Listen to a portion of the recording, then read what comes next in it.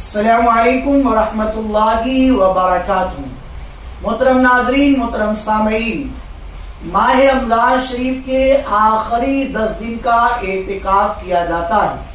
تو یہ اعتکاف ہے کیا اور اعتکاف رمضان کا کیا طریقہ ہے، آپ اس کو ضرور بضرور سنیں، اور جو لوگ اعتکاف میں بیٹھنا چاہتے ہیں ان کے لیے یہ ویڈیو بہت ضروری ہے سننا، تو وہ اعتکاف میں بیٹھنے سے پہلے اس ویڈیو کو ضرور بضرور سن لے۔ اعتکاف کیا ہے آئیے سنتے ہیں، لیکن آپ ہمارے چینل پر نئے ہیں تو چینل کو سبسکرائب ضرور کریں، ویڈیو کو لائک کریں، شیئر ضرور بضرور کریں۔ اعتکاف کیا ہے؟ مسجد میں اللہ کے لیے بنیت عبادت ٹھہرنا اعتکاف ہے، یا یوں کہہ لو، سمجھ لو کہ مسجد میں تقرب الی اللہ کی نیت سے اقامت کرنے کو اعتکاف کہتے ہیں۔ اب یہاں پر اعتکاف کس مسجد میں سب سے افضل ہے؟ تو سب سے افضل مسجد حرم یعنی حرم شریف میں اعتکاف ہے، پھر مسجد نبوی میں، پھر مسجد اقصی میں، پھر اس میں جہاں بڑی جماعت ہوتی ہے۔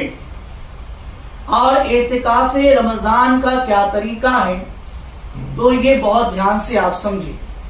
20ویں رمضان کو سورج ڈوبتے وقت یا سورج ڈوبنے سے پہلے، مغرب سے پہلے بنیت اعتکاف مسجد میں پہنچ جائے اور پورا عشرہ اخیرہ یعنی آخر کے 10 دن مسجد میں گزارے، اور 30ویں کے غروب کے بعد یا 29 کو چاند ہونے کے بعد نکلے۔ اگر 20ویں تاریخ کو بعد نماز مغرب نیت اعتکاف کے ساتھ مسجد میں آئے تو یہ سنت ادا نہ ہوگی۔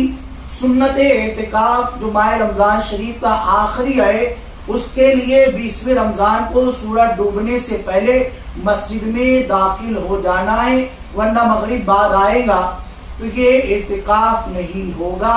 اس بات کو آپ یاد رکھیں، اور یہ بھی آپ ضرور یاد رکھیں، اعتکاف کے لیے بالغ ہونا شرط ہے یا نہیں۔ بلوغ اعتکاف کے لیے شرط نہیں، بلکہ نابالغ جو تمیز اور اچھے برے کا شعور رکھتا ہے، اگر اعتکاف کی نیت سے مسجد میں ٹھہرے تو یہ اعتکاف صحیح ہے۔ لہذا اس چیز کو آپ ضرور بضرور یاد رکھیں، اور ایک مسئلہ یہ بھی یاد رکھیں، رمضان کے آخری عشرے کا اعتکاف یہ سنت کفایہ ہے۔ اگر سب مسلمان ترک کر دیں تو سب سے مطالبہ ہوگا، اور شہر میں ایک نے کر لیا تو سب بری ذمہ، یعنی محلے کی جو مسجد ہے تو محلے کی مسجد میں سے کسی نہ کسی ایک فرد کا اعتکاف میں بیٹھنا ضروری ہے، سنت کفایہ ہے۔ اگر کوئی بھی اعتکاف میں محلے والا محلے کی مسجد میں نہیں بیٹھا تو سارے محلے والوں کی عند اللہ پکڑ ہوگی۔ لہذا اس مسئلے کو اچھی طریقے سے سمجھے اور لوگوں تک ضرور بضرور اس کو پہنچائے۔